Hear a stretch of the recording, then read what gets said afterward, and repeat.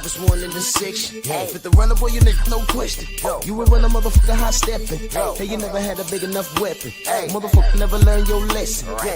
I'm an 88 pack nigga. I'm an 88 pack nigga. I mean, day walker, drink blood, fangs out, full moon, motherfucker change like a hoe, nigga. I'm just a nigga from the hood trying to stack a little cheddar for the money.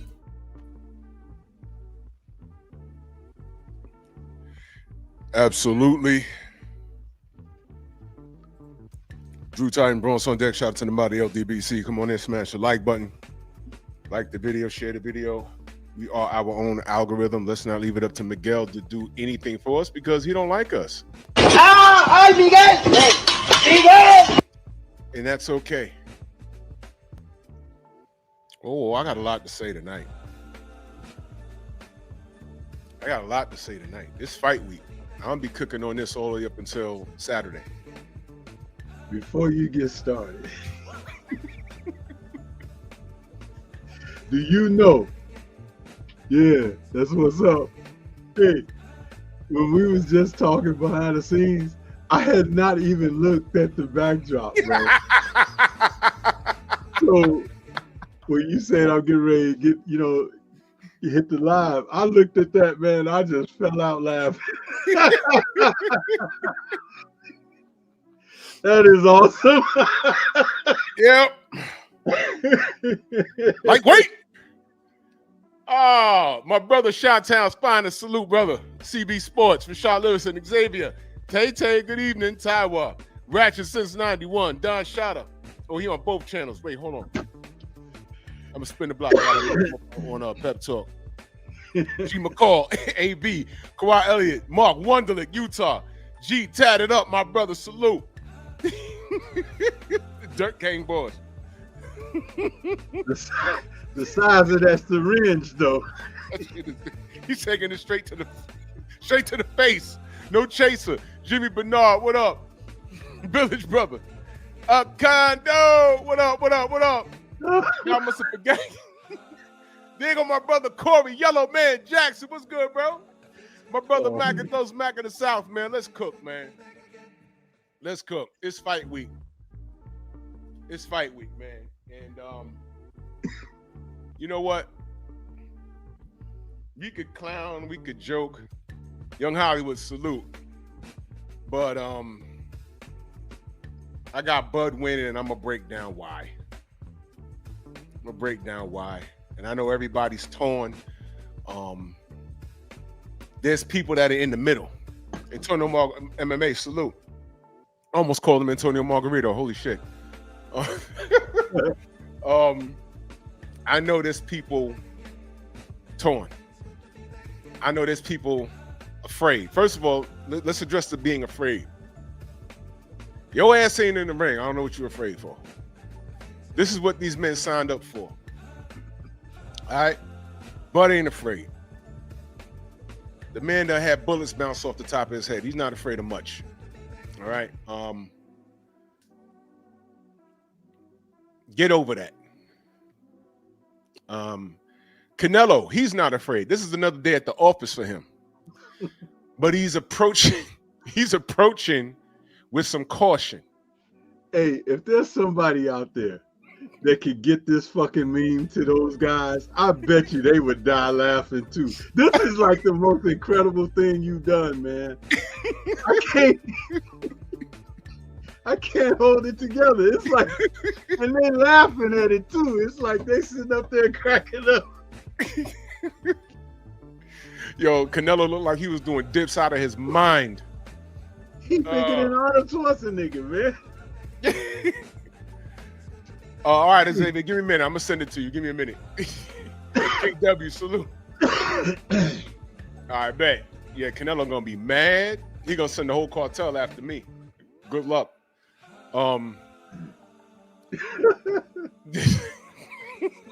That's classic, bro. Man, he looked like Franco Colombo. K-Rod, what up, brother? Yeah. Listen, man, it's fight week. The fighters ain't scared. They ready.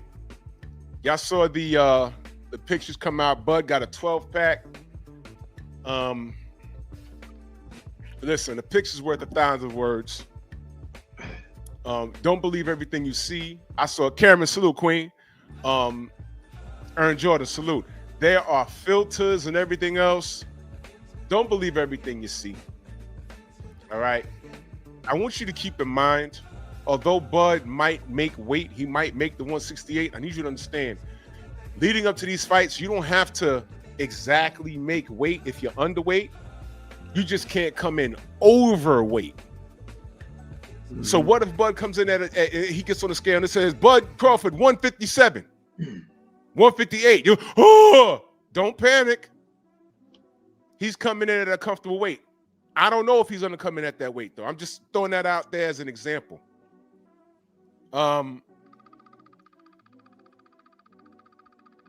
Is it safe to say that Bud has a better skill set? And hear me out what I'm saying. When I say skill set, the fighters today in 2025, all right, we're talking about longevity in the ring. Y'all heard me say that Canelo in dog years is older than a lot of active fighters today. You heard me say that the man got busted wheels. Go look at his last fight. He couldn't catch Williams' skull. The man got busted wheels. And with all of that being said, nobody outside of Canelo knocking Bud out can tell me strategically how he's going to beat Bud. Y'all notice that? Now, let me dig into the crates for a little while. When he signed the fight, Dimitri Bivol, and I'm going to tell you something, Dimitri Bivol, there are two people that, in my opinion, turned up on Canelo. That was Triple G in the first fight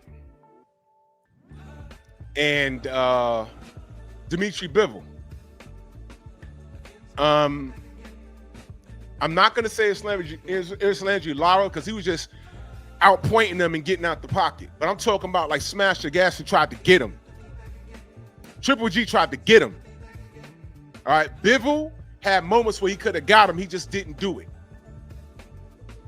When that fight was signed against Dimitri Bivol, the first thing I said, oh, man, either Bivol is selling his O and he's going to take a dive, or he looked really shitty in his last fight and he might be on a decline. So Canelo's going to legacy pad and try and snatch that belt from him. And it didn't work out because he dominated Canelo. Canelo couldn't do nothing with him.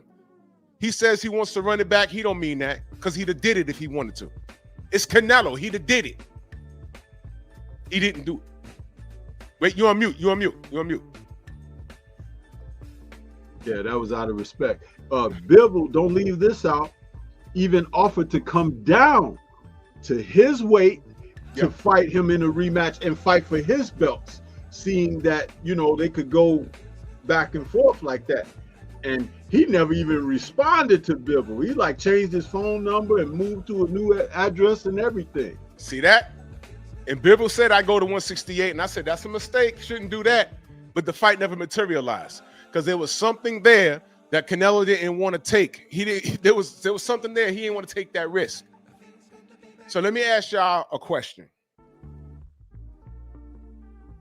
Eris Landry Lara, Floyd Mayweather Jr., Dimitri Bivol, Gennady Golovkin. Those are some talented names I mentioned. Do you think Bud? Oh, I'm sorry. Let's not leave out how he ducked both Charlos years ago. He ducked both of them, and he ducked Boo Boo Andre.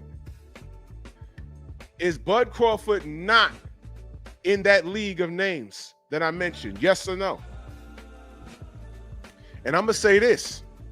With the exception of size, I think Bud is more dangerous than Floyd. I think Bud is more dangerous than when he couldn't have fought both Charlos at 54 and 60. Andre, I think he could have fought him at 68 or 60. It escapes me. I think Bud is more dangerous than Austin Trout. Now we're talking about 7 years of bullshit. And why do you think he didn't campaign at middleweight? Remember, he just stopped over there because the bigger Charlo moved up there. That's right. He still didn't want to face him. He didn't want to face him at 154, and then didn't want to face him at 160 either. That's right. So he was being real strategic, and we was getting flabbergasted about what he was doing and how he was winning. Understand, y'all do remember he had no business in the ring with Amir Khan. Y'all do remember that, right? He had no business in the ring with him. We all knew how that was going to end, even though Khan was out pointing him. We was like, it's going to happen, and bing, it happened. This guy's been real strategic. Now, there are some things that I'm going to address. Let me read the super chat. Boxing Fan Times 4 salute. He says, Bivol could have stopped Canelo also going into that fight. Bivol had multiple back-to-back bad performances. He was rocked by Pascal and Joe Smith. Yeah, Bivol was working, man. And let me remind y'all, and thank you, Boxing Fan Times 4. Let me remind y'all. Basically, Canelo fighting for the WBC is an in-house fight. He could have went up and fought who? Arthur Beterbiev. He knew not to do that. He knew not to do that. He knew that because he would have did it. Arthur was a WBC champion. They could have made that fight so fast. But Arthur would have cut that ring off and started beating the shit out of him. How did Canelo look on the ropes versus Bivol? Not good. Now, if that was Arthur, hard-ass punching Arthur, oh, forget it. Canelo would have got stopped badly. So he knew what to do. He tried, never forget, y'all. Never forget. He tried to legacy pad at cruiserweight. Y'all remember? What did he do? He was going to fight Macaboo. And Macaboo, hey, Canelo payday, let's do it. And then Macaboo lost to who? Badu Jack. He hits up Badu Jack. Badu Jack said, hey, man, Canelo payday, let's get it. Derrick Gaines, salute. And then what happened? He said, yeah, you want to come down and fight me 18 pounds for your belt? Badu said, I'm going to kindly extend you the finger. And what you do is you go fight David Benavidez. Y'all remember that? Thank you, Badu Jack, for not selling that belt for Canelo payday. Like some other fighters have done. Like a lot of these motherfuckers out here have done. Shout out to Mel. Badu didn't do that. And you know what Canelo didn't do? He said, Benavidez is too big. All he has to add is an additional 20 pounds on fight night. Turns around and fights Edgar Berlanga, who is what? 20 pounds over the limit on fight night. What? Y'all got to really think of who Bud's about to fight. Now, the only question is Bud going to quote-unquote play ball? What do you mean by playing ball? All these other guys, the John Ryders of the world and all these other clowns, I don't mean that like in a disrespectful manner, but there's no other way to put it.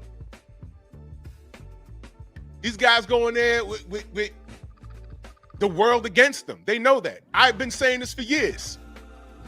When you sign to fight Canelo, you're already down 4 rounds, and one of them is probably a 10-8. So you're fighting out of the hole. That was my concern about Dimitri Bivol. But when I'm watching the fight, I said, he's not playing ball, man. And at the end of that fight, they said, Canelo, what are you going to do? He said, play golf, I guess. Remember that? Emotional damage. So why are we acting like we haven't seen Canelo lose rounds, get outboxed? Why are we acting like we didn't see that?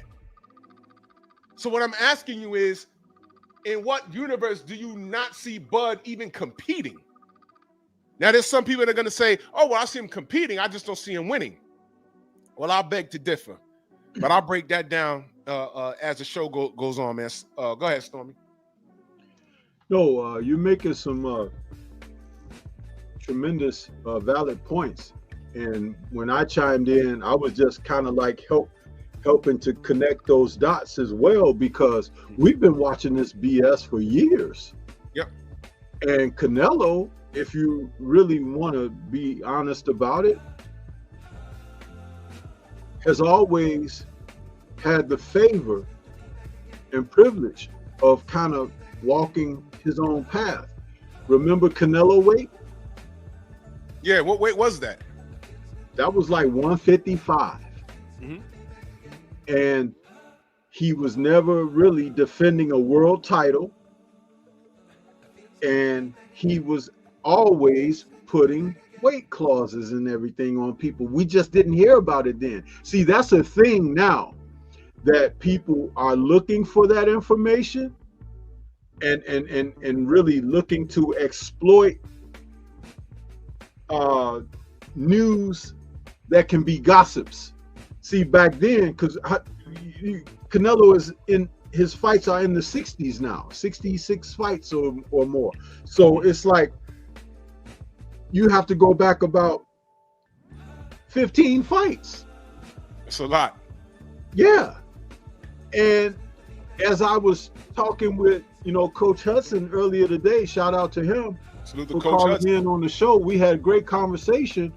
And I was like, do you realize how long this guy has been out here doing what he's doing, and he ain't had a knockout since Moses? Huh? Mm-hmm. And it's like, and that was to Caleb Plant, who foolishly gave himself up late in the fight. A fight Yep. that you could say competitively, he was possibly winning rounds and in there and lost focus and everything.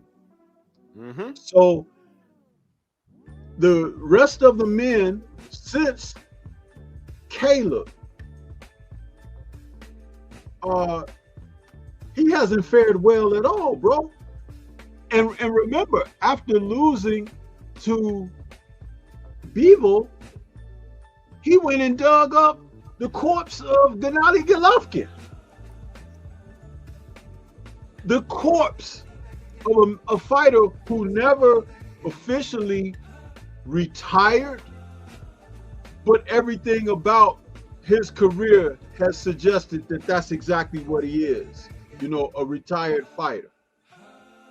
And remember, when we watched that fight, which was horrible, by the way, did it not look like that movie with Sylvester Stallone and Robert De Niro? Remember, what was that? The two old guys? When it came out of retirement. Yeah. Yeah. Didn't it look like that? It did. It did. And in fact, they looked better, didn't it? Because it was a movie. It was like, for real, Canelo and Golovkin, they look like two snails in there with boxing gloves on. Mm-hmm. Sludging around the ring. And we was like, man, what the hell is this? And I couldn't wait for the fight to be over. I remember I was talking about that fight. I was like, man, please, both of these guys go sit down somewhere. And it's been that way ever since, bro. It's like you look at these guys who he has fought. After Golovkin, it was Ryder. Mm-hmm. After Ryder, it was Charlo. After Charlo, it was Munguia. After Munguia, it was Berlanga. After Berlanga, it was Skull. And in each of those fights, he looked, if there's a word to say, horrible and more horrible and more horrible, that's what he looked like. Which is really like a depressing thing when you think about Charlo's performance, because he was ripe for the pickings. Mm-hmm. He sure was. Berlanga and Munguia didn't have the experience to get in there and do what needed to be done. And right. That's why he chose them. Yep. And the funny thing about Munguia's got 40 fights plus, but out of his last 10 fights, there were at least 3 of those that he should have lost the decision. Do not block Eddie Alvarez. I'm going to address him in a minute. I just have a question. The human bobble doll, this is what I call Munguia. Mm-hmm. because his face looked like when you hit a speed bag. Yeah. Oh shit. You know, and when you're seeing this stuff, it's really foolish, man. It's like, wow. So when you look at Charlo, you have to say, man, he really didn't go in there to win. He just went. He wanted that payday. He didn't want to get knocked out, so he stayed safe, you know, blocking and moving and blocking and tying up or whatever he had to do to survive for 12. And what did he say? The first thing he said when the fight was over? At least I didn't get knocked out. At least I didn't get knocked out. Like that was some badge of honor. Let me address Eddie Alvarez. Don't block him. Got a question, Eddie. Why would you want me to shut my channel down if Canelo wins? And while you answer that, you can type in the chat. Please be respectful. All right, you can type in the chat. I just have questions. All right, I know you see Canelo's name, so I popped up on your algorithm, or you're probably a stalker that's been watching me. I just came from your channel. It's a real channel, made in 2016. Never seen you here before. And I hope that's your son you're filming on your channel. I hope that's not you, because if you're a child, I'd rather not talk to you. But why would you want me to shut my channel down if Canelo wins? And while you respond, let me read this other super chat from Boxer Fan Times 4. Before you read the super chat, and I'm gonna throw this question to this klutz out there. If Canelo loses, will you leave YouTube and never come back? Probably not. I mean, that's a fair thing to say, because in other words, it sounds absurd, right? Yes, it does. Just like asking him, listen, do you know how many fighters win and lose on a day in and day out basis? We saw upsets just this past Saturday. Hey, that happens. It's a part of life. But it's what you do when you have a setback and you come back, huh? That's what life is all about, bouncing back, huh? Just because a woman may have turned you down, huh? And said, no, you ain't getting none, huh? There's somebody out there for everybody. You just don't no, quit. Stormy. If a woman turns Eddie down, he gonna cut the brakes on her car. Yeah, probably that too. Yeah, he's that kind of guy. Or he gonna go find him a dude. Eddie, why are you not typing anymore? I'm asking you a question. Why would you want me to shut my channel down? You're not here when I talk about anybody else. You're not familiar. You don't watch boxing. You watch Canelo, which is suspect in itself. But before I go in on you, tell me, why would you want me to shut my channel down if Canelo wins? Canelo's won a bunch of fights. My channel's still here, and I spoke on it. Did you stop following Canelo when he took that needle to the head and popped for clenbuterol? Do you really want my attention? But just answer my question before I get too deep for you, because I know you have a short attention span. You're a fan of a fighter by way of ethnicity, and that's fine. But why would you want me to shut my channel down? But I'll read this super chat. Boxer Fan Times 4 in that super chat, he says, Canelo's first title fight for the vacant WBC at 154 was against Matthew Hatton, the Ricky Hatton's brother, y'all. Was a catch weight at 150, and he initially failed to make weight. Day one fraud. I forgot about that.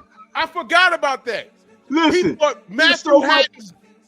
there's so much on the books about this guy. It's easy to forget stuff. If we need to call BFTB in with the what we call it, the receipts. Because this guy got a damn Bible of receipts. He got on here and lied and said, oh man, Floyd Mayweather made me come down to 152. I saw the interview. You said, I'll fight him anyway. I'll fight him at 52. He said that, and Floyd said, all right. And then he tried to lie about it. Dude, you put your own dick in the dirt. What are you doing? You did that. And quiet as it's kept, wasn't he a welterweight? He sure was. Come on, man. He sure was. Stop the foolishness, bro. Come on, cut it out. But we've seen Canelo get smoked. So the groundwork that I'm laying is, let's not act like this guy's unbeatable. And I'm gonna stand on this. Bud's all wrong for him. Bud's all wrong for him. Now, listen, it's boxing. Bud could go out there and make a mistake and get stopped. It could happen. But I'm telling you that I don't see it. It's boxing, though. It is boxing. And I'd be hard-pressed to think that Bud's going to do what Jamel did, because Turkey wasn't involved. He was not involved. Now, the only thing, and let's discuss this, Stormy. Those goddamn judges. Teddy Atlas, and shout out to Blue Blood. Yeah, Teddy Atlas just spoke up on those motherfucking judges. Tim Cheatham's one of the judges, y'all. Y'all already know how I feel. First of all, that's a mind-fucking. Also, there's literally a judge named Cheatham. Wait a minute. Godfather, where you at? Yeah. You can't make this shit up, people. You cannot make this shit up. Salute to Eric Jordan. Been in the Strong House for well over 2 years. Salute to you, good brother. He says, Bud got the power of the ninja sword, heavyweight. Give power to my nigger sword! Salute to you, good brother, always supporting. Yeah, there goes Eddie. How come you didn't answer the question? You're laughing, but I asked you a question. I'm asking you a question. Why don't you answer the question? You want to engage. Why would you want me to shut my Tony C, what up, brother? Why would you want me to shut my channel down if Canelo wins? How old is my channel, Stormy? Like 6 or 7 years or something like that? I forgot. yeah. Canelo's won several fights. Ain't shut my channel down. Eddie, did you know that once upon a time I was a huge supporter of Canelo Alvarez? Do you know that?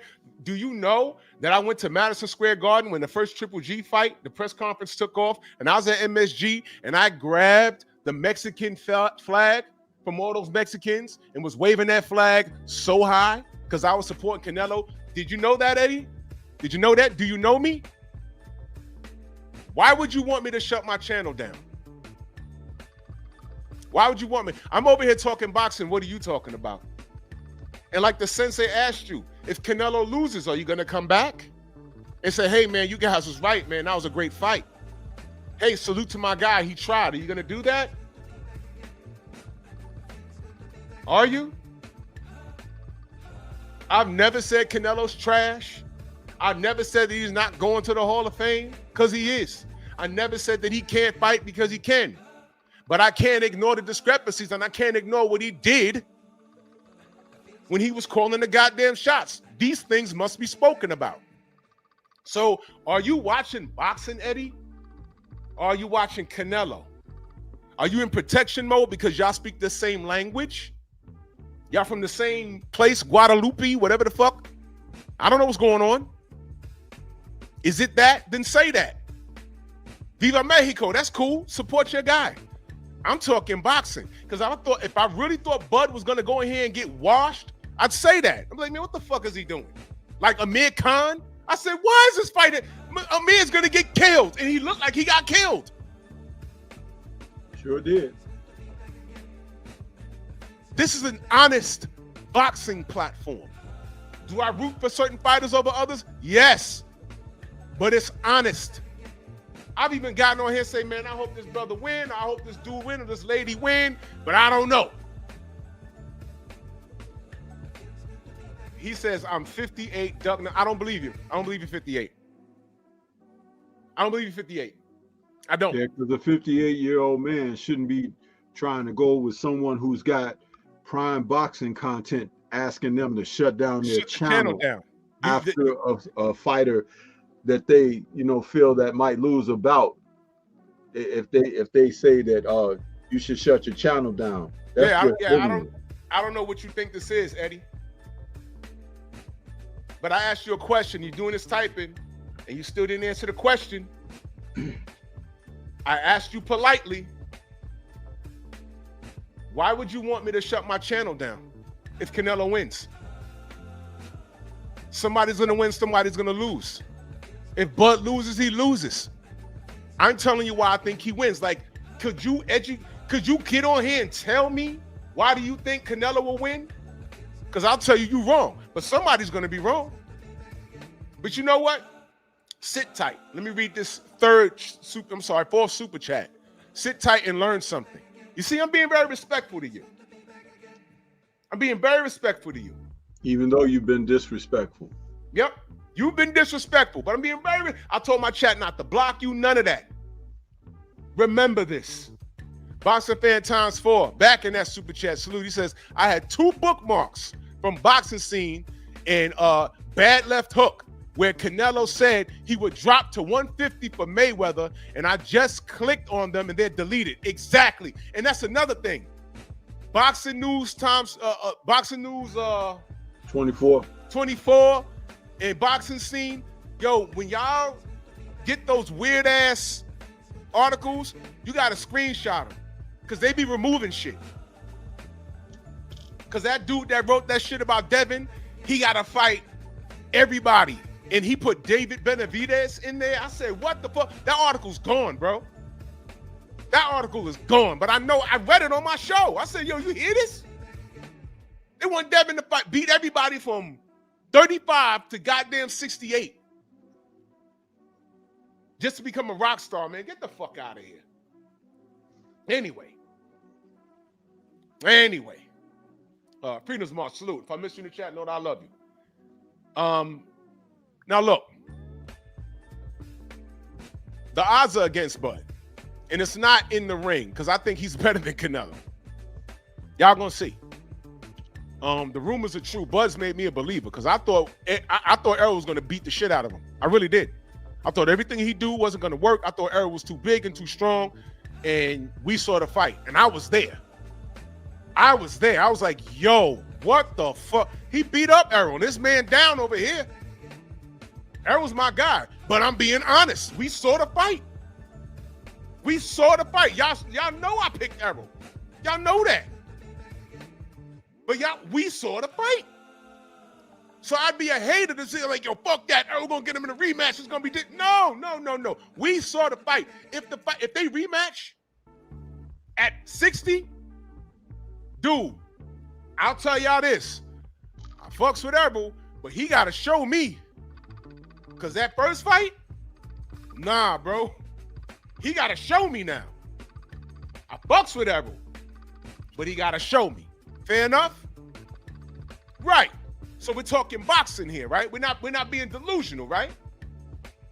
So now, Master Goku, I know, but if Errol ain't gonna say nothing, I'm not saying nothing. And I was there, bro. If he ain't gonna say nothing, I ain't gonna say nothing. I'm over it. But everybody that I've spoken to in person that has been with Bud in the gym, they say, yo, the rumors are true. That dude's strong. That dude's strong. To the point where people can't like fathom, yo, why is he that strong? It's true. Do you think the opponent and their supporters are a bit nervous? They start to talk about Snack. Weird how they talking about Snack. But Canelo's the one that popped dirty and got suspended for it. But Snack? And when I ask people, hey man, name the Snack athlete, boxer or not, that popped dirty because of the Snack product. Crickets. So I'm over the Snack conversation. I'm over it. I asked y'all like 2-3 years ago. This guy, Victor Conte, got a whole supplement company and the Balco shit. Are y'all cool with him fucking around in boxing? And y'all basically told me to shut up and mind my business because he had Errol's name in his mouth at the time. You remember that? He had a lot of PBC fighters' name in his mouth at the time. And I asked y'all were cool. Y'all told me shut up. Y'all don't remember that? I'm not talking about y'all in the chat per se. Y'all don't, but there was a lot of people. I got a lot of hate for that. I said, okay, I'm reading. So now here we are 3 years later. Now y'all want to scream about Snack? I'm over it. I'm over it. Y'all made that bed, you lay in it. And now we're at a point where once again, Canelo's about to fight a real guy. Canelo got a lot of ring miles on him. He got busted wheels.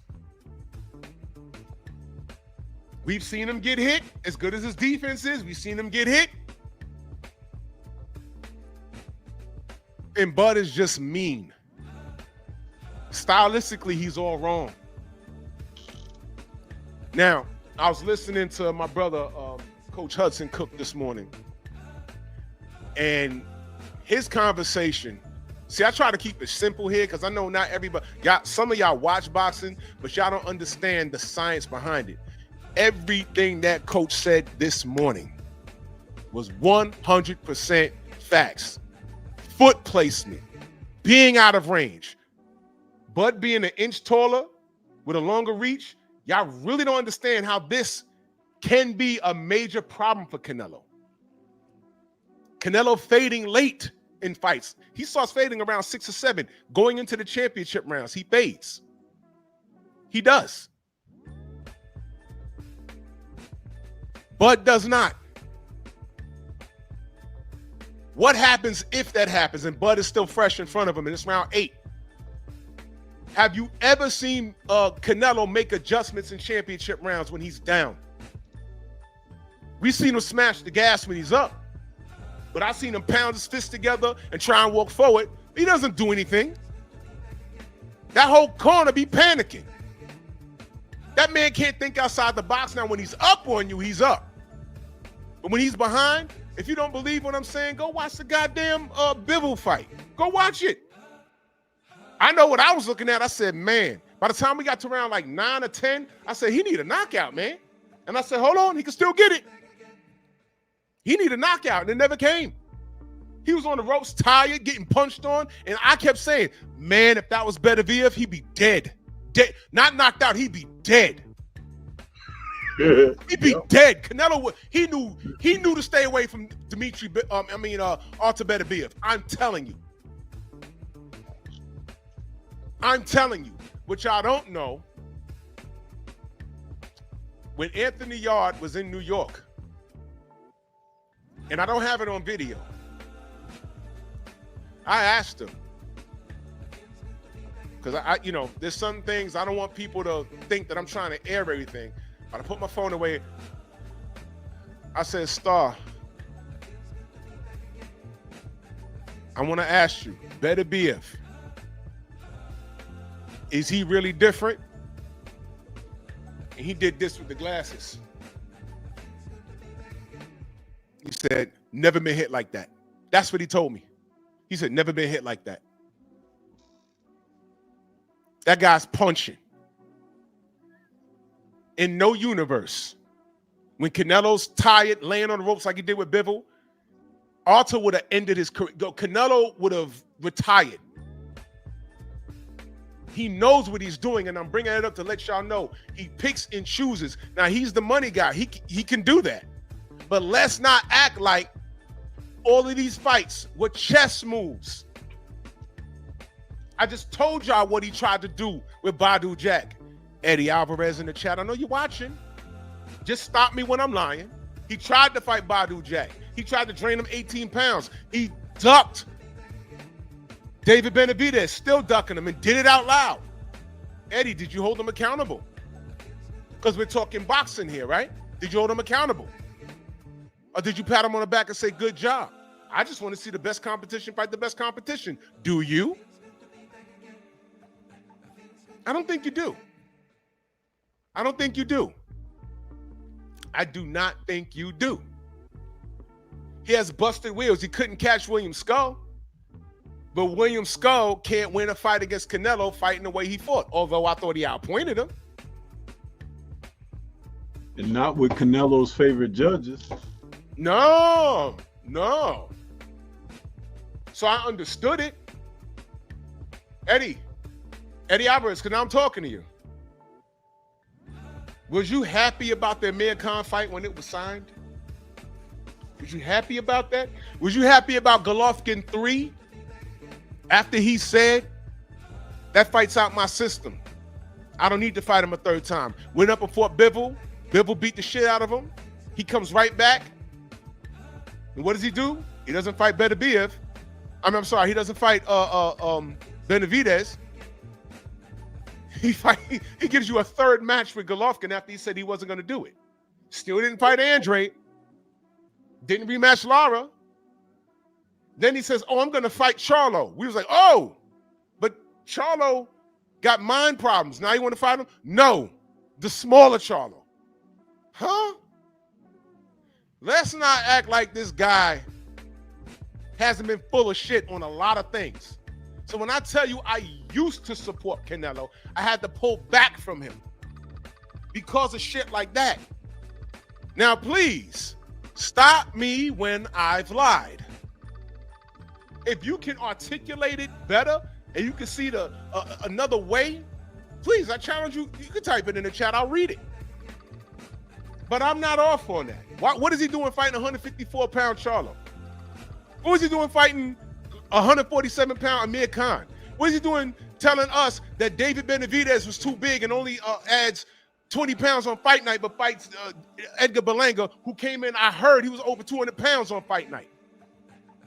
He was about 5 pounds heavier than Benavidez was when he went up to 175 in Fort Bostic. He was 5 pounds heavier than him on fight night. Please explain. Eddie Alvarez, you wanted my attention. You're a 58-year-old man. I'm having a conversation with you. Can you explain any of this? But you want me to shut my channel down. For what? Insult to injury. Did this guy, you see him drinking that shit out that syringe? That's clenbuterol. Did this guy not pop dirty? Did this guy not pop dirty? Let me find out he had to cheat to compete against Gennady Golovkin. I'm supposed to support him after that? Please explain. Eddie? You had a lot to type. Eddie? Come on now. I'm being real civil. I'm not screaming. I'm not cursing. Do I need to take the bass out my voice? I'm a man. I speak with conviction. Is the volume too loud for you? You wanted my attention, Mr. 58-year-old man. Everything I say about this guy is justified. Now, to Bud Crawford, I think he's all wrong for Canelo stylistically. All right, you know what? Sensei, I'll leave that to you.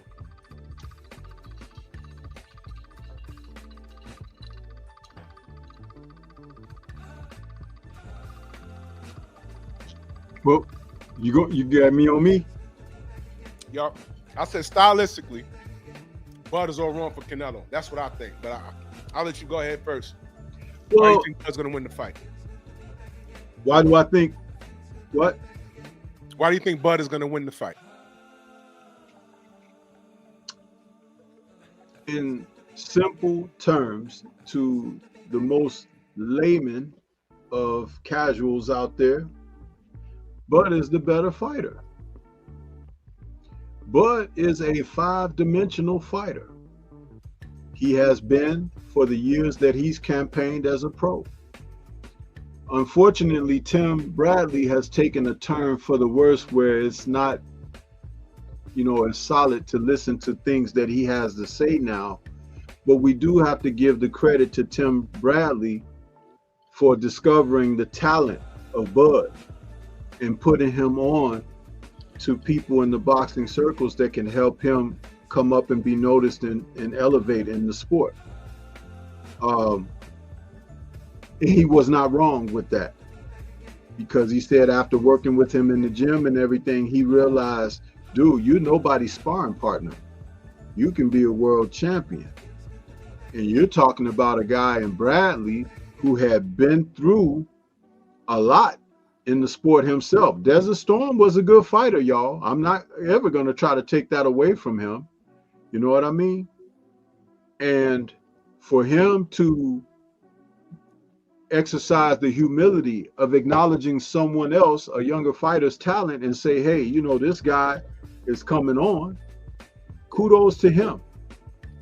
And I'm certain Bud appreciated that, because it put him on, and he did the rest by taking care of business when he got in the ring.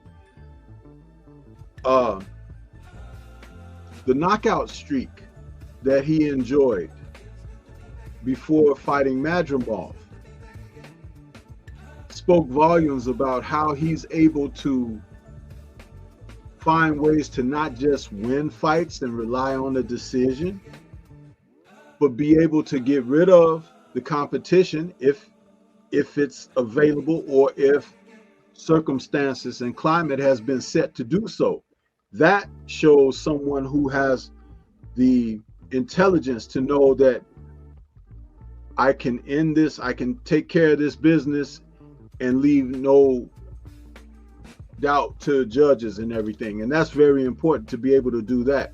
You see, I recently did a show where I was talking about young fighters padding their records with guys that they can knock out. And then the knockout streak stops when they begin to elevate the competition. And next thing you know, they have a lot of gaps between stoppages, because the competition has been elevated, and now they're being more safekeeping and things like that, or just don't have the ability to set knockouts up. Because when you're in those early stages, they give you fighters that you should do away with. Right. But there should be some type of intelligent growth through that process as you go along.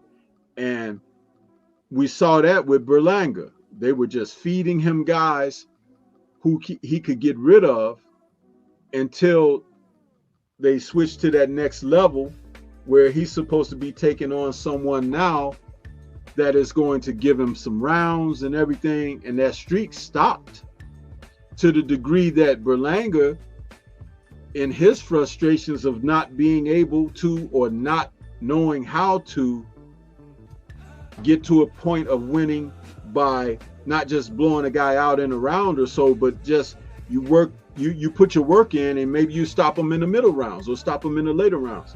No, he started biting people, Yep.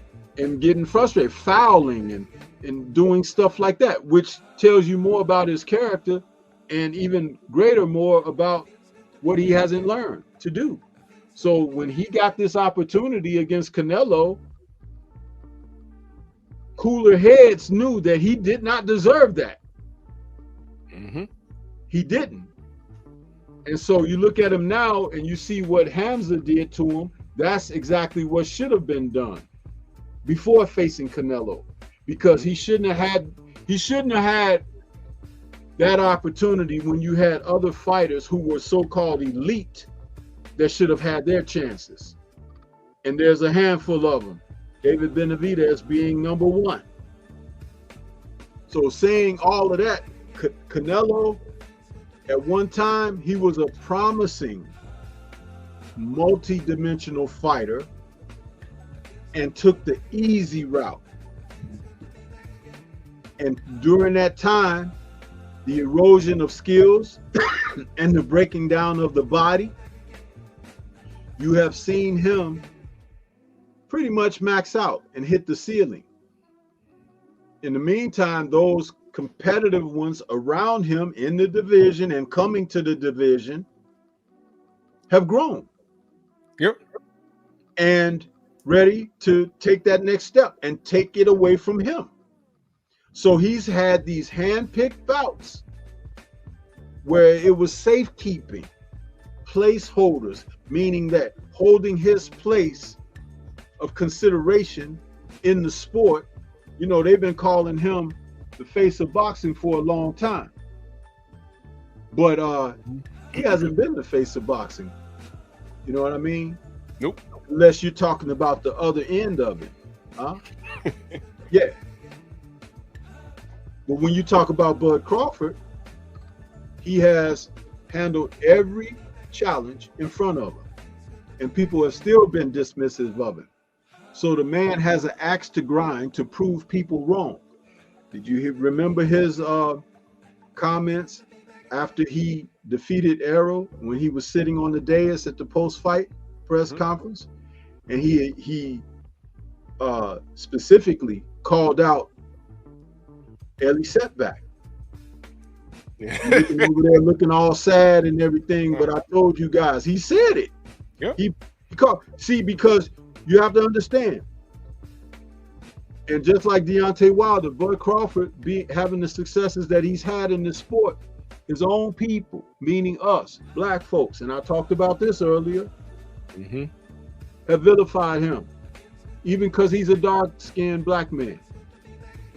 You guys have ridiculed him and made fun of him because of his skin complexion. Some of you are darker than he is. and sit up and say these foolish things. And then you want to turn around and say, oh, he ain't down with the people. He won't come on and communicate with his own people and own community. And look at you. Look at what you do. Look at what you're doing. So he always has a competitive edge to prove all of you naysayers wrong. All of you. And the fair weather ones too. I've seen fighters like Bud Crawford throughout the years. Maybe y'all haven't because you're new to the sport. Maybe because you haven't bothered to look beyond a popular name. But there are tons of fighters who have gone through their careers that have displayed the same type of disposition, character, intent. And when I speak on intent, I'm talking about the intent to prove you wrong. It's bulletin board material for them. You know, I love how this guy, Tony, says Wakanda racist warriors are as up. I'm just reading it how you wrote it, Tony. I love it when they come on here and do things like that and they misspell stuff. That's great. Y'all are dead silent when we talk about the division within our community. You're dead silent, but we're racist. We unite to gang up on your people. Wakanda racist warriors. Listen, Atlantean, I know you hang out with Prince Namor. Let me just say this to you. Imperius Rex. That's a little nerd shit for you. Okay? Go back to your 20,000 leagues under the sea with your Azteca, whatever the fuck you got going on under the water, with your blue skin. Go somewhere. We're talking boxing here. Take that insecure 5'2" beaner shit away from me. Get out of here. Hey, I'm reading Xavier's comments.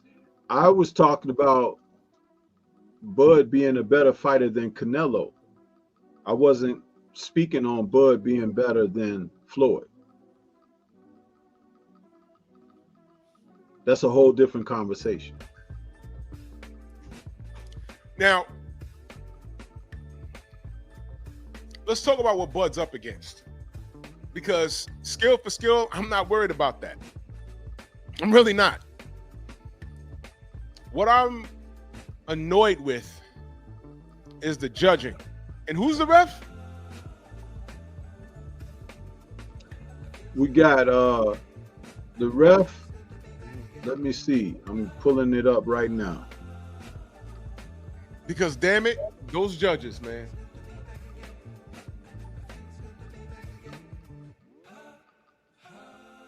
Let's see here. I know they announced the judges. Yep. Because I know Teddy Atlas, he said what he said. And again, it's not listed who the ref is going to be yet. Can't wait to see who the fuck that is. It might be Danny Davis. Y'all remember Danny Davis from the WWF? The crooked ref? Well, it's in Vegas, right? I think so.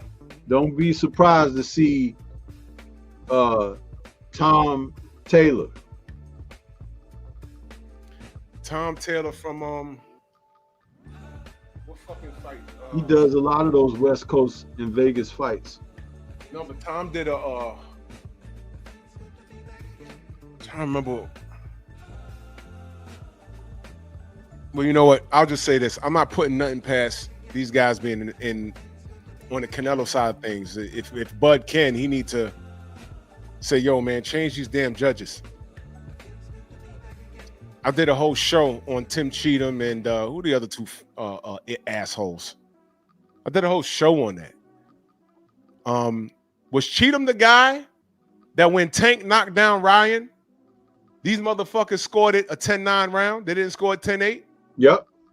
We talked about that. You did It a is. whole you had a whole, conversation and dialogue that you talked about that. Yep. Dave Moretti, Tim Cheatham, Moretti, Cheatham, and I forgot the other guy's name. It's a Jewish guy.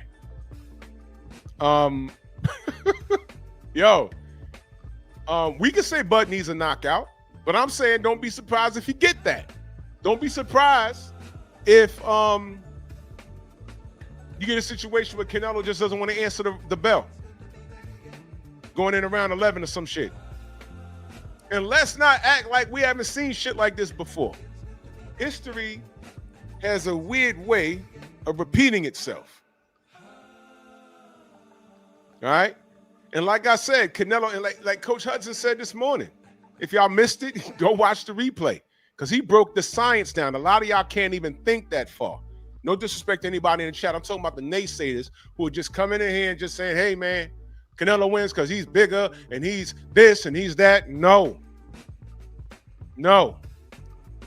If you let people explain this fight to a person that doesn't understand it, you would think that Canelo got 2 inches of height on him and reach. That's not this. That's not this. Bud's taller than him. Bud has a bigger reach. And I think he's just as strong as Canelo. But skill for skill, he's better. So I'm not worried about that in the ring. For Bud to get caught in that ring, he's going to have to make a mistake. He's going to have to make a grave mistake. But I agree with what Coach Hudson said this morning, 100%. Punch placement, where their feet is going to be, is going to make all the difference. And I believe the way to get Canelo, since he runs out of gas between round 6 and all through the championship rounds, you got to attack his body. And when he gets frustrated late in the rounds, he's going to start pounding his gloves together and walking forward. I don't think that shit's going to work. And I'm going to say this. I'm going to say this.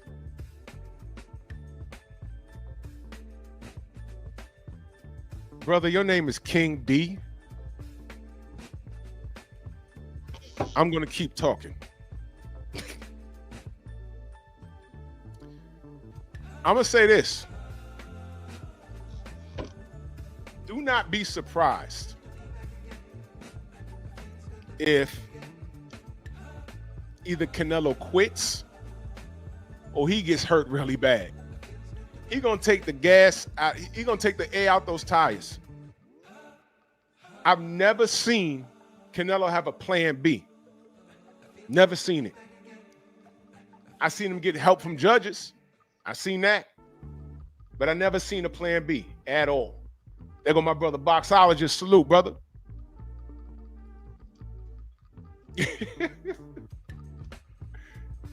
Never seen it. Is Canelo a good fighter? Yeah, he's good. I just don't think he's better than Bud. He's going to have to show me. I don't think he's better than Bud. All right? I don't think he's better than Bud. Now, have I been wrong before? Absolutely. But Canelo going to have to show me. Size, I'm telling y'all, size really is not going to make a difference in this fight. Why are we acting like, anybody ever heard of a fighter named Hammering Hank Armstrong? Anybody? Anyone? Oh, that's why they hung up on these terms and everything of today. Oh, there's weight classes for a reason and everything. But if you look through the history of the sport, there are fighters out there that Stormy, have. what happened when Sugar Ray Leonard went up and fought Donnie Lalonde? What happened there? He knocked him out. Yep. Now, And who was Donnie the bigger Lalonde man was in the that light fight? heavyweight champion at the time. Say that one more time. He was the what? Donnie Lalonde was a light heavyweight champion at the time. That's right. He was the bigger guy, and it was visible in that fight. He even knocked Leonard down. Yep, dropped him. And Leonard came back and stopped that boy. And I know y'all watch highlights. Donnie Lalonde was a solid fighter. Don't let him being a white boy fool you. No, the dude could fight. And he was so pissed off at the end of that fight because he had Sugar Ray. He had him, he did. But Sugar Ray turned up on his ass. And he knocked him sick. The knockout was sick. He was on the floor, leg all bent. Y'all don't remember that fight was at 175? What was Leonard's career weight? It was his career weight was his best years was at 47, was it not? 47 and 54, because Leonard was never really a real middleweight. He wasn't. He wasn't. And man, listen, y'all guys, y'all need to stop. Stop acting like this shit is far-fetched. Tucson Erickson in that super chat, much love. He says, if Canelo loses to another welterweight, it's a wrap. And you see, here's the thing, Tucson. I think Bud been fronting. I don't even think he's a real welterweight. I'll give him 54 or 60. I don't think he's a real welterweight. He just been sucking in his stomach. That's what I think. Now, if he makes the full 168 when he gets on that scale, that's going to be news to me. But I'm not going to be surprised if he get on that scale and they say, Bud, 160 or 159. Then y'all going to be like, oh. I'm going to be like, nope. He's going to be nice and comfortable. He's going to be nice and comfortable. I'm telling you. I got Bud in this fight. It's the sexy thing to pick Canelo. I know. And the only thing I'm concerned about is if it goes 12, those goddamn judges. But what happens if you start looking at this fight and Bud start whooping up on Canelo like how Bivol was? First of all, if he gets in that kind of trouble, Bud's stopping him. I'm telling you that right now.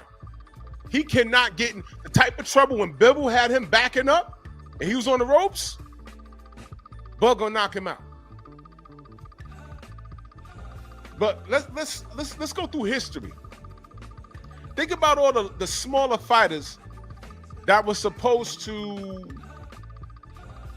like not win, even when it was in their weight class. I'll start with one that we all know and heard of, and although it was the same weight class, it was considered a suicide mission. Ali Foreman. Sensei will tell you. My parents told me, they say, yo, you don't understand. Muhammad Ali was supposed to die that night. They said, this motherfucker could punch and he's going to kill him.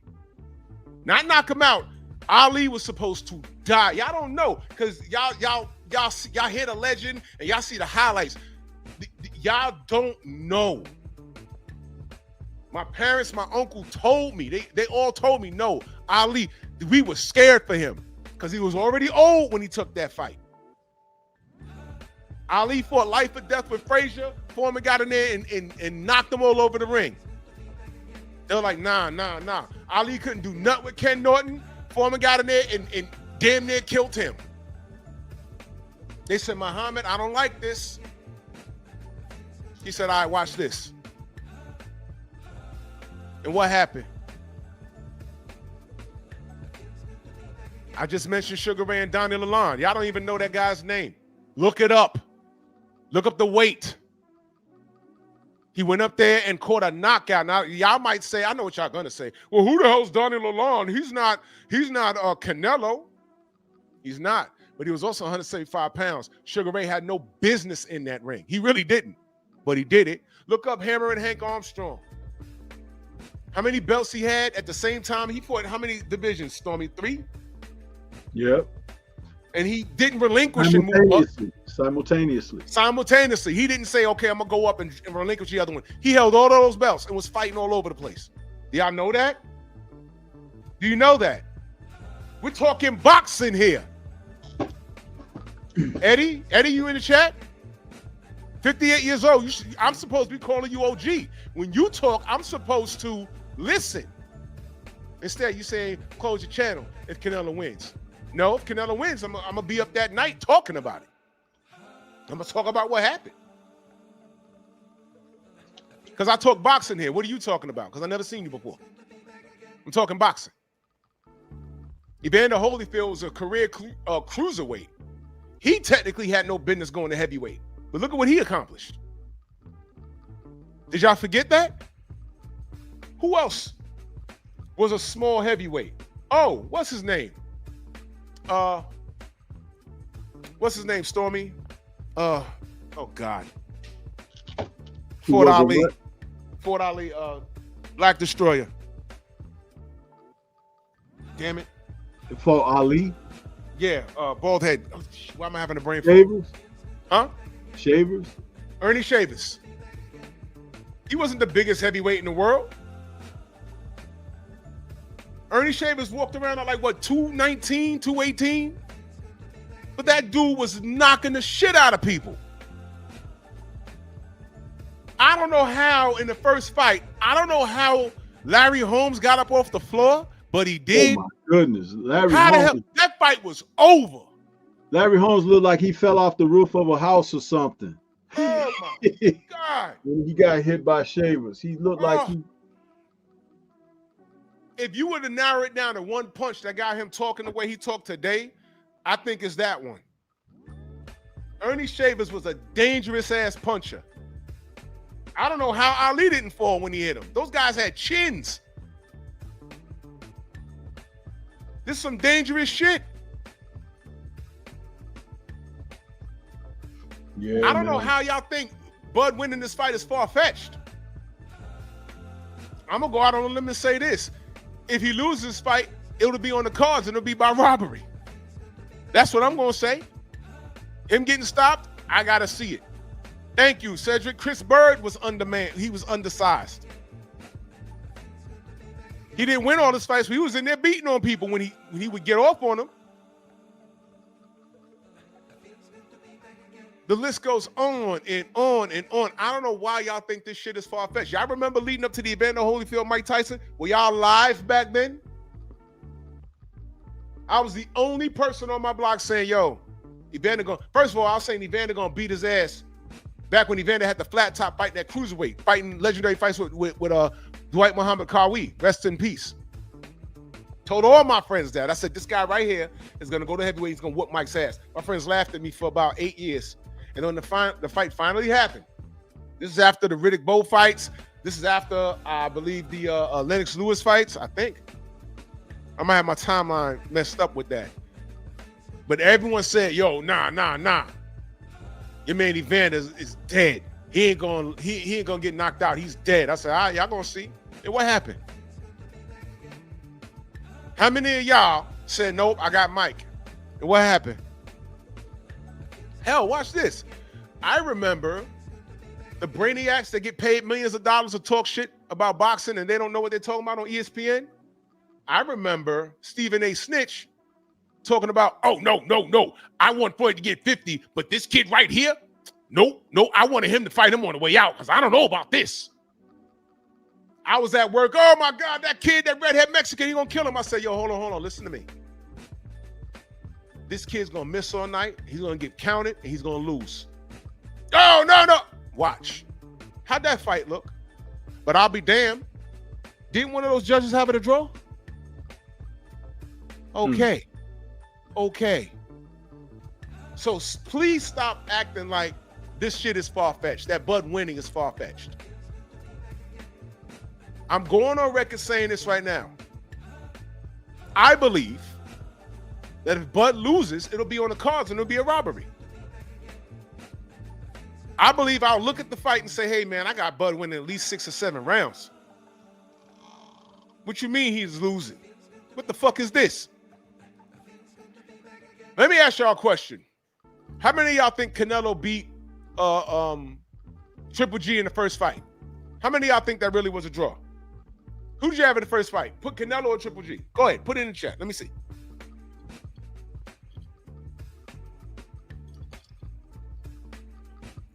Did you have Canelo or Triple G winning that fight? The first fight. Watch this. My brother Clarence says Triple G. Aircraft says Triple. Look. Everyone's saying Triple G. See that? And trust me, I was a hard body karate Canelo supporter back then.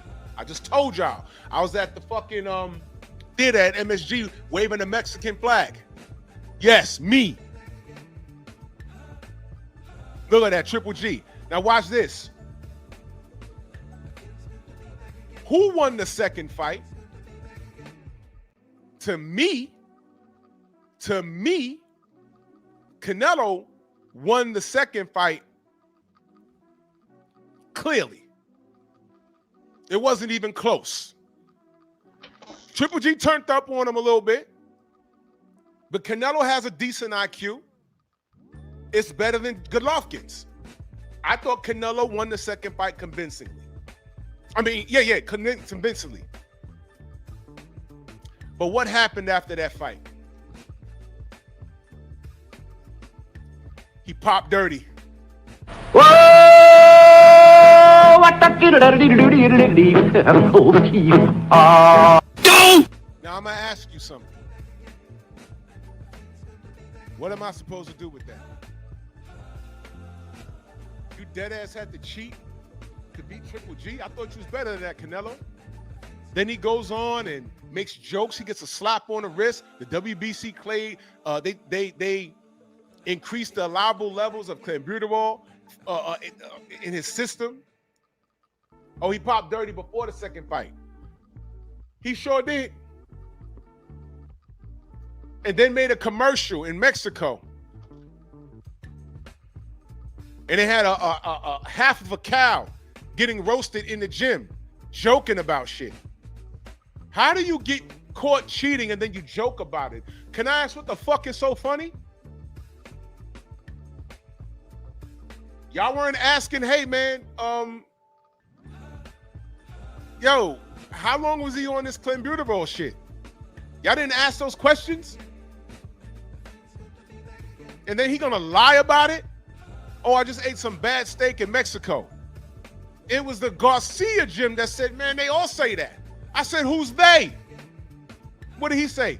All the Mexicans say that. Oh, they go to Mexico and they pop and they say we ate some bad meat. And then I was listening to somebody talk about it. They said for the amount of clenbuterol in the system, he would have had to ingest the entire fucking cow. Now, look, I don't know how true that is. But why didn't he just stand on it? Yeah, I popped. I was using it and yeah, I got caught. Why didn't he just say that? He gonna lie about it. But I'm supposed to unconditionally support that guy? Now reverse the roles. If that was Floyd, if that was Bud, if that was Errol, name a black fighter. Y'all would be, there'd be 1,000 Eddie Alvarez's in here. What about this guy? What about that guy? What about this guy? What about that guy? If I'm such a Wakandan racist, why when I saw Jarrell Miller, Big Baby Miller, at the Devin Haney fight in New York, y'all remember when I took that picture with him? When I dapped it up, I looked at him and I said, yo, bro. He said, I know. I said, come on, bro. That was your night. You saw how AJ looked. That was your night. I know, I'm going to get right. And we dapped it up and took a picture. The man had a whole pharmacy in his system. 4 different peds. I'm not an AJ fan, but I didn't want to see him get killed in the ring. And he's from my city and everything. Y'all not here for that though, right? Ain't that right, Eddie? And all the other racists over here, Tony, the dude Tony that I just had to block? Y'all not here for all of that. When I hold mine accountable, how about you hold yours accountable? Stop drinking that damn Kool-Aid. Stop. This is going to be a good fight. I'm going to be glued to the TV. I got some shit to do early in the day, but I'll be home just in time for the main event. And I'm rocking with Bud. And let's just say it like this. You say this is going to be a good fight. It is going to be a good fight. And this is what boxing followers and supporters are supposed to crave. They should want class bouts where the top-notch fighters are facing one another with something on the line to challenge, to give us a sense of, where there is a separation with talent. This is top-tier competition. Exactly. Let me ask the chat a question. And you could be honest. It's okay. If you're a Canelo Alvarez fan, just put me in there. I don't care if you got a wrench or not. I don't care. Just say me. My issues with him is my issues. It don't have to be yours. Be honest. Because I have a question. Just say me. Just say me. It's okay. It's okay. If you're a Canelo Alvarez fan, just say me. It's okay. I want to see something.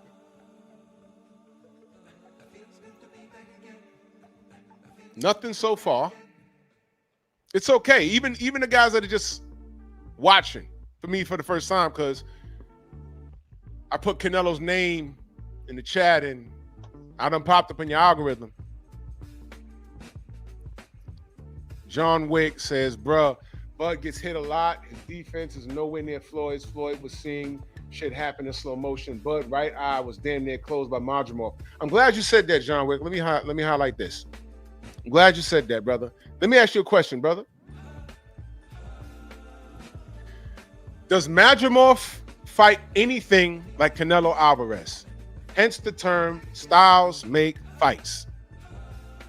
In fact, that fight, and I was very familiar with Madrimov. I've never seen Madrimov fight like that in my life. It was like when Bud rematched Cameron. Wasn't it like two different Karens in the ring?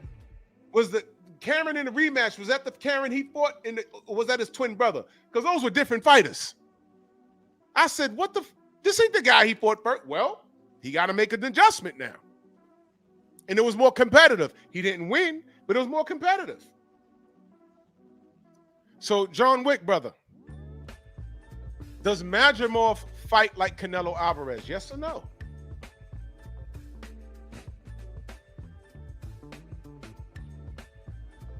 All right, let me answer the question for you, good brother. Let me answer the question, because you've been typing in the comments. I've been reading you off and on. Okay, Canelo Alvarez does not fight like Madrimov at all. This is why in boxing you really can't do triangle theories. You really can't. Hence the term styles make fights. The first thing I said about Canelo, the problem that he has is he got busted wheels. What do I mean by that? He can't move. That's why his upper hip movement, his upper body movement is so damn good. That's why he couldn't catch William Skull. His knees won't put, that man's knees been messed up for a while. Y'all don't know it. I'm telling you. Madrimov was on the balls of his toes, in and out, and I never seen him fight like that in my life. I said, man, this dude's moving. He is moving. Oh, shit. He's moving. Look at him. Canelo don't do that. Because if he could, he would. And then I would say Bud will have a little bit of a problem because he's going to cut off the ring, but he can't cut off no damn ring. Unless Bud gets hurt and Bud slows down, that's when he could cut off the ring. But Bud has to slow down. What happens when Canelo's been hurt? Bivol hurt him. He laid on the ropes and he was just doing this.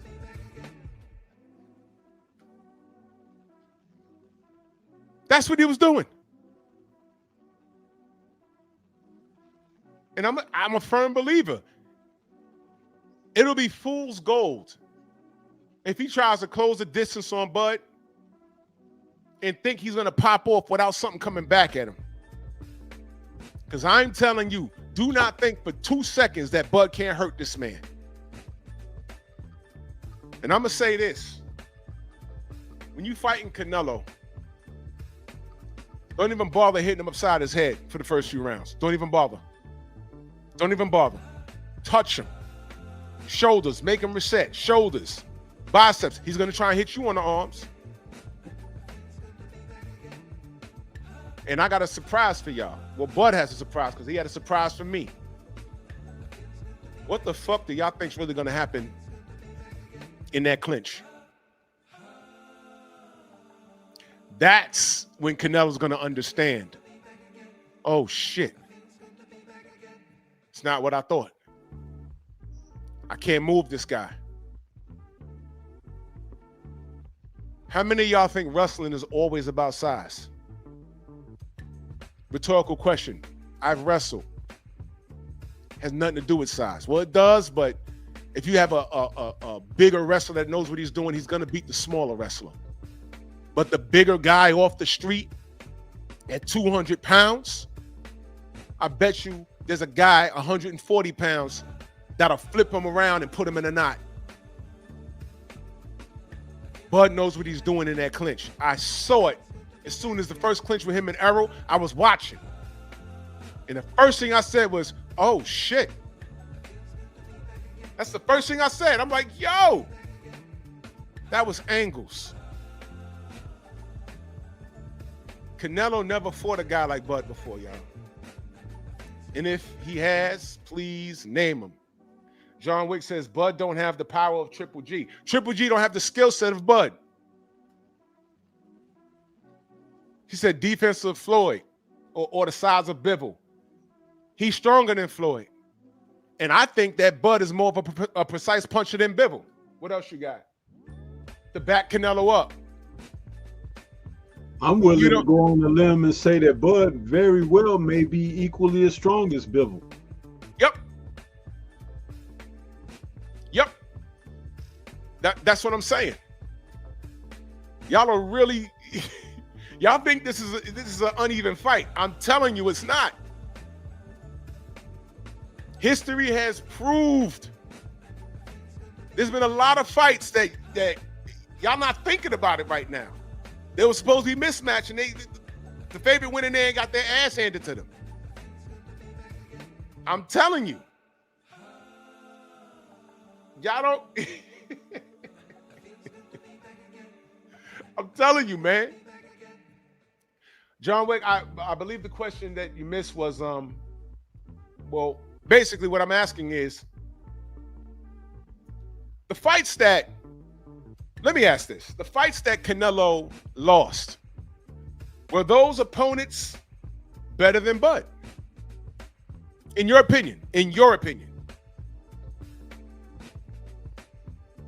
In your opinion. He lost to Bivol. Is Bivol better than Bud?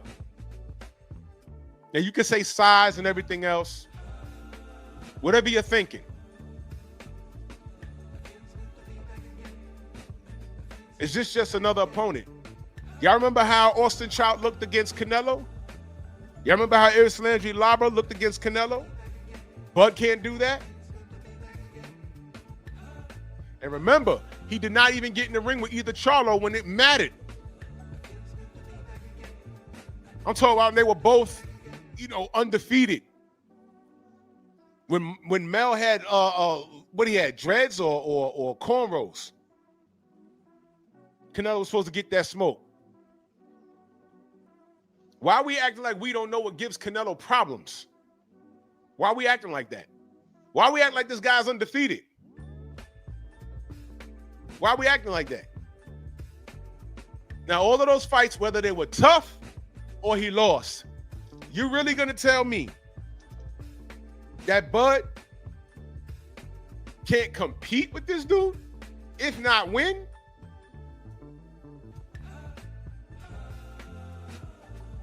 John Wick says Canelo has great feints and won't get anyone to, and will. I'm gonna put up what you said, brother, because I'm gonna challenge it. Canelo has great feints and will get anyone to bite to set a trap for them. If Bud was falling for feints from Madrimov, there's that name again, he definitely fall for feints from Canelo, given the fact that Canelo packs a bigger punch. Let me break down where I disagree. First of all, you said he gets anyone to bite. Did Floyd bite? Did Bivol bite? Did Bivol bite? Did Lara bite? And I think Lara got robbed. Did he bite? No. So there goes that. You said Bud was falling for feints for Madrimov. I just said, brother, Canelo doesn't fight like Madrimov. Madrimov is faster. Madrimov was in and out. Bud had to think outside the box. He showed different layers to his game. Whenever I seen Canelo getting outboxed, if he don't get the knockout, he doesn't change anything. He lost. Where was the game change? Where was the game IQ? Where was the game changing IQ when he fought Bivol? Where was it? It wasn't there. He only knew one direction. What about Floyd? What about it? He got a gift with Lara. He got a gift draw with Triple G. And then he popped dirty.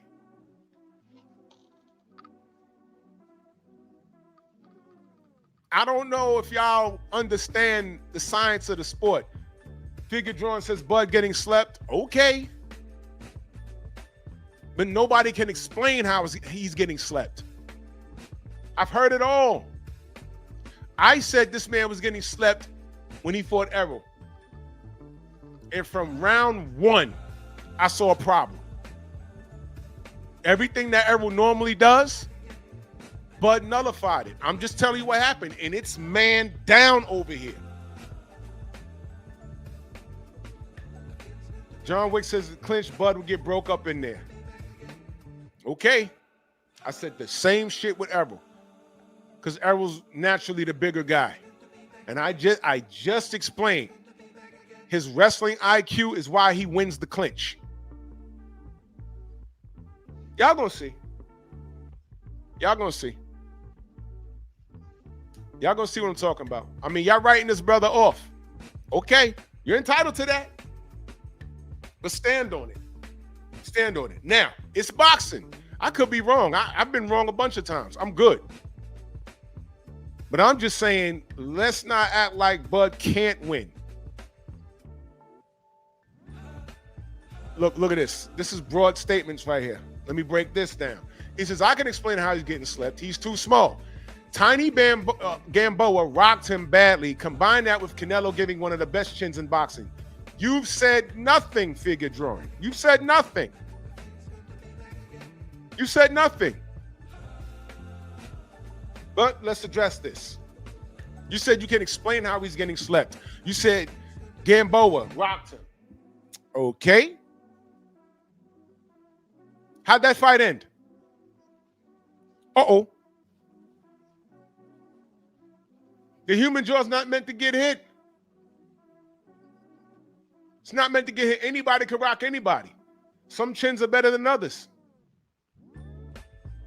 But does Gamboa fight like Canelo? Again, styles make fights.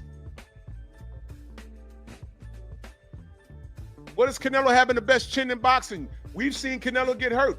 We've seen him hurt at least 3 times versus Bivol. I've seen him hurt. He got hurt by Miguel Cotto's brother. What are we talking about here? How's that for a good chin? If Miguel Cotto's brother had a higher IQ and more ring experience, he might have stopped Canelo. Speaking of Cotto, who's a better boxer, Miguel Cotto or Bud Crawford? I think Bud is. But that Canelo-Cotto fight, that was a hell of a fight. That was a hell of a fight. Watch this, y'all. Watch this. You ready for this? Bivol is 175. Bud coming up from 135. No, he's coming up from 147. Here we go. Whoa! Go! Here we go. Slow down, figure drumming. He's not coming up from 35. You see what I mean? You see what I mean? You see what I mean? You see? Stop. Listen to understand. Stop listening to respond. You see? That's why I highlighted that. You said Bivol is 75. Okay. Canelo came up and had a fight at 75. Prior to Bivol, it was against Sergey Kovalev, and he knocked him out.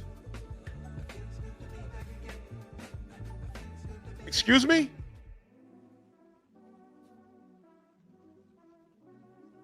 So what point are you proving? So if Canelo could come up from 47 to 54 to 60 to 68 to 75 and catch a knockout, why can't Bud come up from 40 and do the same? Because you're talking about power. You said Bivol is 75. So what? So was Kovalev, and he got slept. So you're saying that Bud is not that strong. I'm telling you he is. He's taller than Canelo and has a longer reach. And he has a higher IQ than Sergey Kovalev, who didn't have a bad IQ himself. He's more of a killer than Bivol. And I think Bud has better punch placement than Bivol. You see what I'm talking about? But I'm stuck on this Bud coming up from 135. Did you know? Okay. My God. You see what I mean, y'all?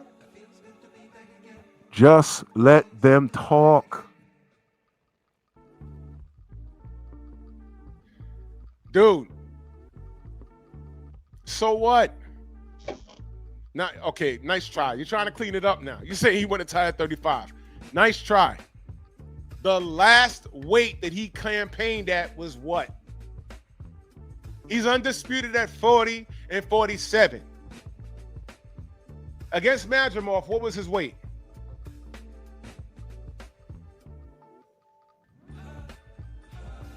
Why are we talking about 35? It's irrelevant. And I just crossed your theory. Canelo fought at 47. Did Canelo win a title at 47? Asking for a friend. Did Canelo Alvarez win a title at 47? Yes or no? Did he win? Because I don't remember. Okay. So let's say he wins a title at 37.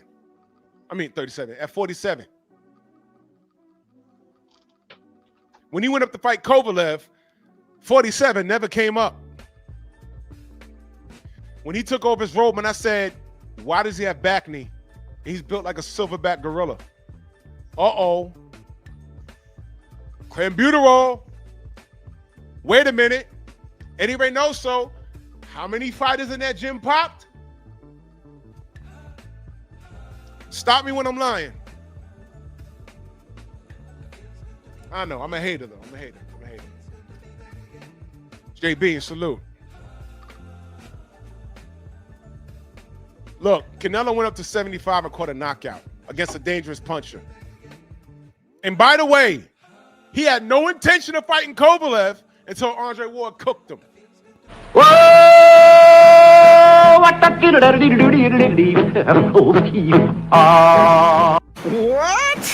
Don't get mad at me. He said that out loud. Don't get mad at me. He said it out loud. I said, oh, shit. He says a lot of things out loud. Watch. Look. Feather-fisted Ward. Who knocked out Kovalev first? This is a hater. You see what I mean? Feather-fisted Ward. This is what happens when people regurgitate hateful shit just to prove their point.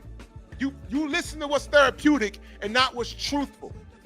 Feather-fisted Ward, but he stopped Kovalev, the crusher, the killer. And then Canelo did it. Canelo had no intention on fighting Kovalev until Andre Ward beat him. He said it out loud. And here you are, how many years later, talking about feather-fisted Ward? I think Sergey Kovalev begs to differ.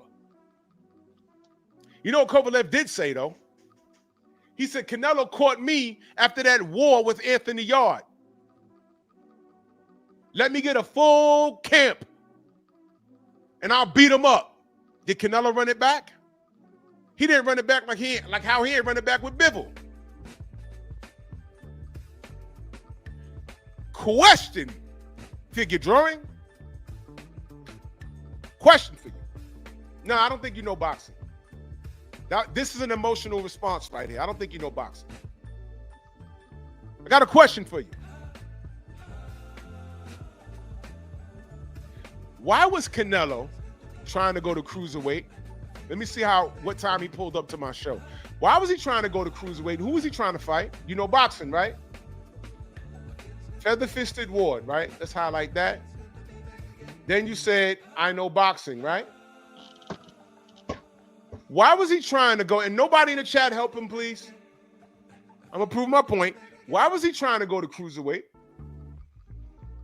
And who was he trying to get? You can Google it. I'll give you a minute.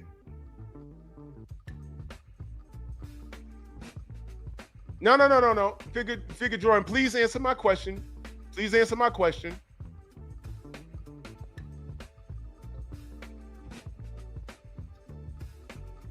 Because you're talking about going up and down in weight, right? That's what you're talking about. Cruiserweight is heavier than light heavyweight. He tried to go to cruiserweight. Who is he trying to fight up there?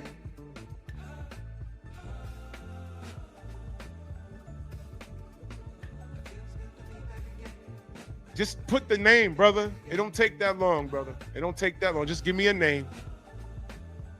Just give me the name. His brother said Feather-fisted Ward. But last time we saw Ward in the ring, he beat the shit out of Kovalev and stopped him.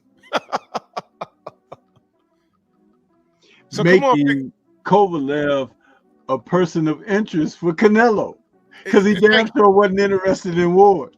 He had no intention on fight. He said it out loud, Storm. He said, I wasn't going to fight Kovalev until I saw Ward beat him. He said that. He says a lot of shit, don't he? And gets away with it. So please, you notice how long he's taking to type a name? You can't Google that fast. You pull up your laptop, your tablet, and your phone. Put in Canelo tries to go to cruiserweight. Give me the name. You notice he's not typing. Well, it's hard to type when you got shit all over your fingers. And you can't get it. You can't touch the keyboards properly. Uh-oh.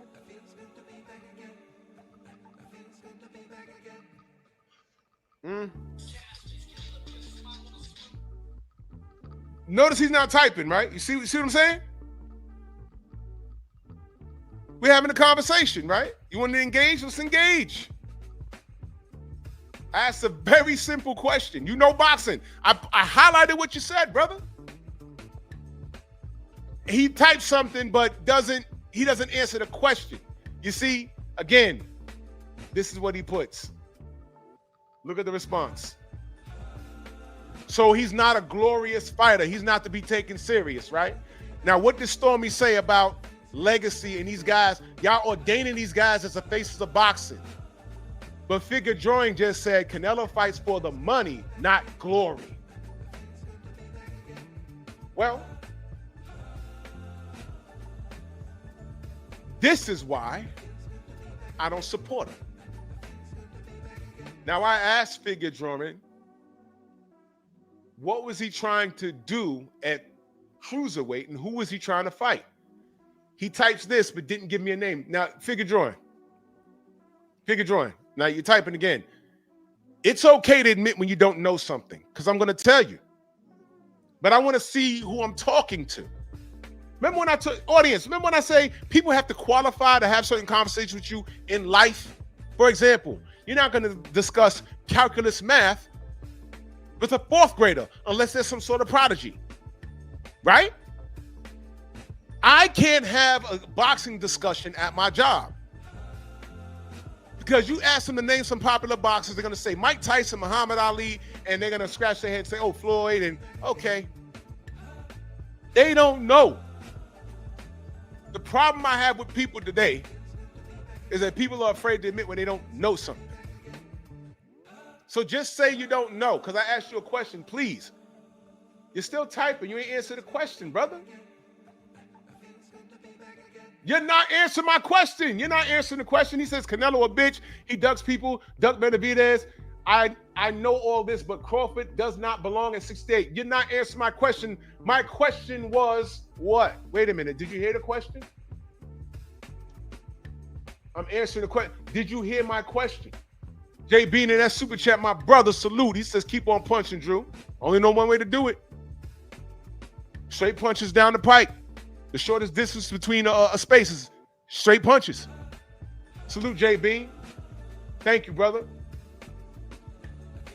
Figure drawing, you're not answering the question. I asked you a question. He was trying to go to cruiserweight. I said, who was he trying to fight? I'm asking you for a name. There's a reason why I'm asking a name. Do you know? Yes or no? Just say you don't know. If you don't know, just say you don't know, so I can answer the question and get on with my point.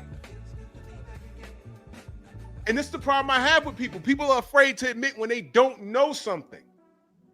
If you don't know something, it's okay. I'm not trying to put you on blast.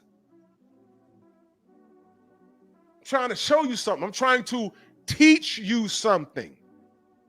When in this God's green earth, when it becomes a sin to not want to learn.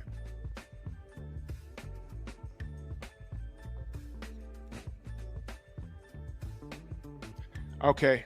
Figure drawing. How old are you, brother? Gotta go here. How old are you?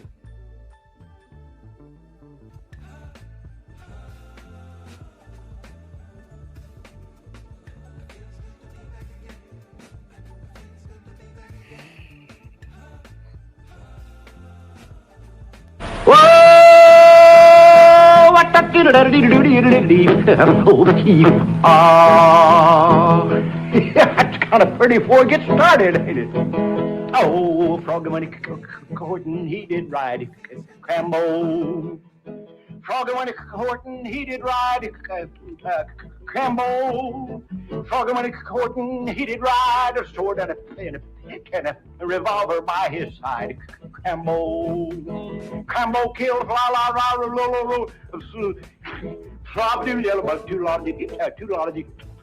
that's a hard part right in there, and then nephew.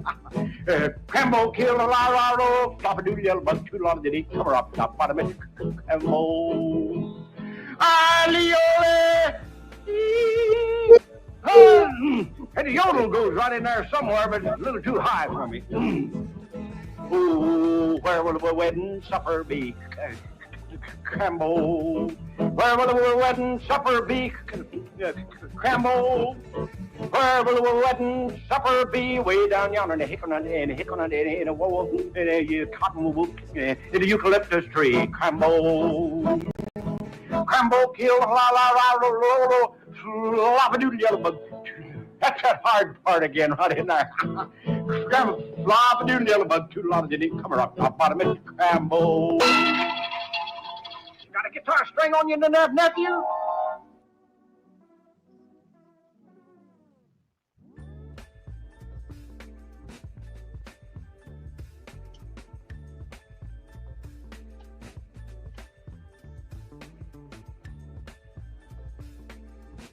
Says he has 8,000 on Canelo by KO. Good morning, Queen Diana. I mean, good afternoon.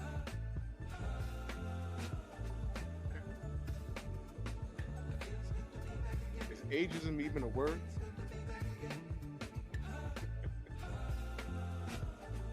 All right. Okay.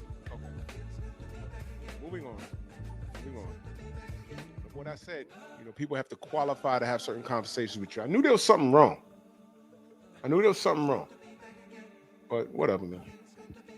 Whatever. Teachable moment. You got to know when to stop. Something wasn't connecting, but you got to know when to say, hold on. What's going on here? See what I mean? You can't tell by looking at an avatar. But sometimes you can tell by conversation. And this is no disrespect, but you have to know when to stop. I'm gonna be 50 years old this year. Okay? I got nieces and nephews in college that are older than this young man in the chat. He knows boxing, right? He knows today's boxing, which is foolery. This is foolery. The Jake Paul and Tyson and Floyd. It's foolery. But when I said Daniel Lalonde, he don't even know what the hell I'm talking about. When I asked him what was Canelo trying to do at cruiserweight, I just asked for a name. And I just said, if you don't know, just say you don't know. Because I was going to make a point. Because I was trying to educate him on something. I was trying to make a point. And now he's talking about I got 8,000. I'm 18 years old and I got $8,000 on Canelo. Well, young man, if you got it like that, good luck to you. And I'm just going to leave that alone. 88 Sports Talk, my brother, he says, I want my hour back. He said, this kid, you can't make this.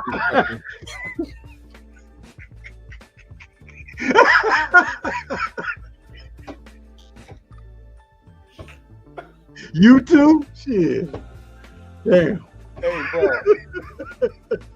Man, I'm not even trying to roast, man. I'm not even trying to roast. I just hope y'all understand these things. You know, I hope y'all learned something in this last hour.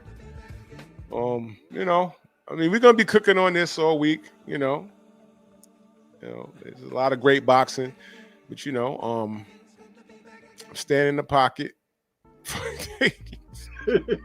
Salute figure drawing, man. We not. No one's wrong. No one block him. No one block him. No one block him. Leave him alone. Leave him alone. Leave him alone. Leave him alone.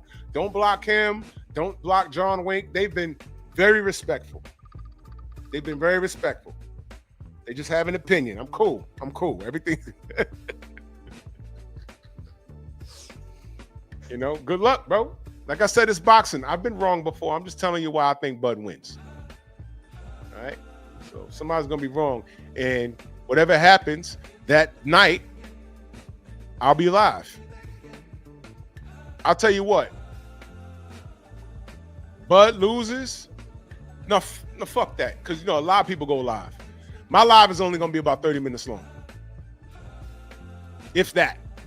Because I know I tune into Stormy's post-fight. The general goes live. You know what I'm saying? So I'm going live. If Bud wins, I'm going to do the flim flam. I'm going to be live, but I'm going to be in Stormy's chat. I'm going to be in the general's chat. I know Champ's side going to be live. I'm going to be everywhere. But I'm going to tell you what. Bud wins. I'm not calling it an upset. No. JB, my brother, in that super chat salute. He says, review the movie The Cut whenever you watch it. Yo, where can I get that? Where can I get that? Now I figure, Jordan, I agree with you. I agree with you. Chat's gonna be lit. Chat's gonna be lit. Figure, Jordan, let me ask you a question. What's your ethnicity? And if you don't want to share it, that's okay. But yeah. If you're black and if Bud loses, just take a look at our chats. Oh, it's in theaters last Friday. Oh, okay. Wait a minute. You said The Cut? Well, I thought this brother said something else. Man, I might go see that. I might go see that Wednesday.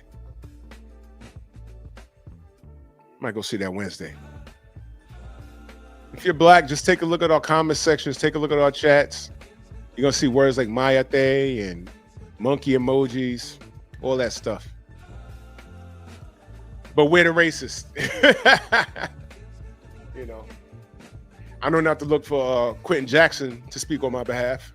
Whoa! Go! But you're mainly Mexican. All right, well, salute to you. Check our chats and see what happens. Mayate! I'm like, damn, what the fuck is that? My boy was like, yo, they calling y'all roaches. I said, well, damn, what the fuck we did to them? Juan Manuel Marquez, he's not only one of my favorite Mexican fighters, he's one of my favorite fighters of all time. Check the resume. That man fought everything and everyone around him. He's one of my favorite fighters of all time. Juan Manuel Marquez. I'm not hearing it. I don't care. He didn't win all his fights, but God damn it, that man did everything. He was even in there with people he wasn't supposed to be in there with. You want to see Juan Manuel Marquez? You want to know the heart of a Mexican warrior? Go watch Marquez versus the baby bull Diaz. Juan Diaz. The first fight. Well, he fought him twice. Watch the first one, though. Watch that fight. Don't watch the highlights, y'all. Watch the whole fight. I swear to God, that man's nose breaks in every fight. His nose will break during the fucking ESPN Deportes interview. He'll just be talking and his shit start bleeding. Like, no one even touched you, man. Fuck. Yo, that's one of my favorite fighters of all time. And if y'all remember on HBO, the Baby Bull, HBO loved that guy, man. And by then, you know, Juan was considered old then. And they say, okay, we're gonna replace him. They put him in there. Man. HBO ruined Juan Diaz, bro. They ruined. They should have never put him in there with that. They should have never put him in there with him. Never. He said, all right. There's like a little button Mexicans press. It's somewhere on their body. It might be their left nipple. They be like, boop. They start glowing and shit and powering up. And Marquez beat his ass. He said, all right, little motherfucker, let me show you something. Boom, boom, boom, boom. Stopped him. I said, oh, shit. God damn. Marquez is my guy. I would love to interview him. There's the reason that Barrera and Morales didn't fight him right away. Yeah. They were hoping his ass slowed down. Yep. Oh, Xavier wanted to know, didn't he move up 3 weight? I don't remember. Did he move up 3 weight classes to fight Juan Diaz? I don't remember. Yeah, I don't remember that part. I gotta look that up. If he did, man, that's crazy. That man is out of his mind. I was so happy when he finally did that shit to Manny in that 4th fight. Oh man. I was so happy. Up, Jim. He's not getting up, Jim. Oh, that mercy. Ooh-wee. Man. Anyway, man, we ain't gonna drag y'all out, man. Stormy, let them know how they can find you, good brother. And everybody can find me right here on YouTube. Stormy B Man is the channel. That's Stormy B Man in all caps, but no cap. There it is, man. I'll be cooking tomorrow morning. I'll be talking about Bud and Canelo all week. I'm gonna open up the panels. I'm gonna let y'all. I want to hear what y'all gotta say. You know what I'm saying? You know, somebody gonna be right, somebody gonna be wrong. But you know what I can appreciate? In the midst of all the bullshit, these are 2 real fighters fighting. Can we agree on that? Absolutely. This is a real fight between 2 real fighters. This ain't no fucking Mike Tyson versus Floyd Mayweather. This ain't no Tank Davis versus goddamn Jake Paul. God damn it. These are 2 real fighters fighting. Unfucking real. Oh, nah, Michael Bay. I don't watch the NFL no more. I mean, you know, after the knee, I was done at that point, man. Man, salute to y'all, man. Salute to everybody in the Venmo, the Zelda, Cash App, the Super Chat. You know what I'm saying? If y'all picking Canelo, stand on it. It's okay. You know what I'm saying? As long as we're talking boxing, I'm cool. As long as we're talking boxing, I'm cool, man. Salute to y'all. And I will catch y'all in the AM, man. Bronx on deck. Move! Why are you gay? Who says I'm gay? You are gay.